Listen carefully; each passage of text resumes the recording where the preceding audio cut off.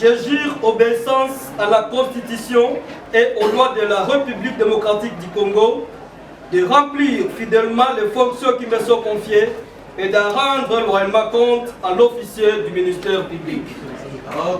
Je prends acte de votre prestation de serment en qualité d'officier de police judiciaire à compétence restreinte. Mes sincères félicitations.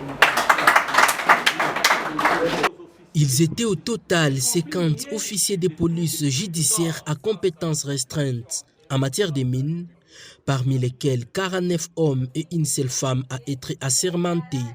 Ces inspecteurs des mines ont prêté serment ce samedi 25 juillet 2022 devant le procureur de la République près le tribunal de grande instance de Kamituga au Sud Kivu, sous le haut patronage du gouvernement provincial à travers les ministères des mines.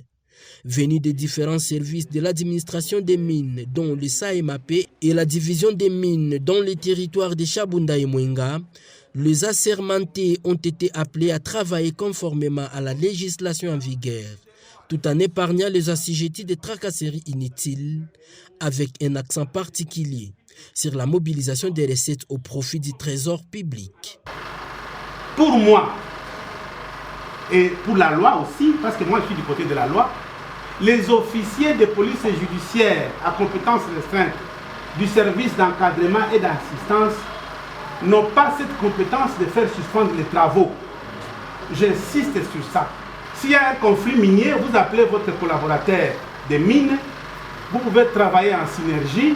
S'il y a moyen de faire rapport à l'officier ou de rendre, c'est ce que vous avez dit, de rendre loyalement compte à l'officier du ministère public, vous établissez des procès-verbaux.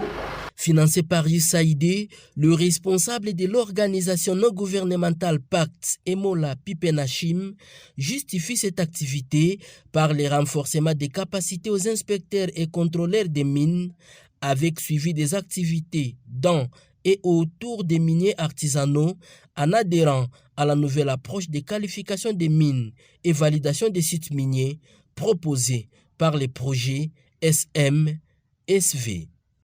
Cette cérémonie d'aujourd'hui est une suite logique des actions relatives au suivi des activités dans et autour des sites miniers artisanaux, dont le soubassement et le renforcement des capacités des membres des comités locaux de suivi, CLS, et aussi des inspecteurs et ou contrôleurs de mines dans les diverses zones d'intervention du projet.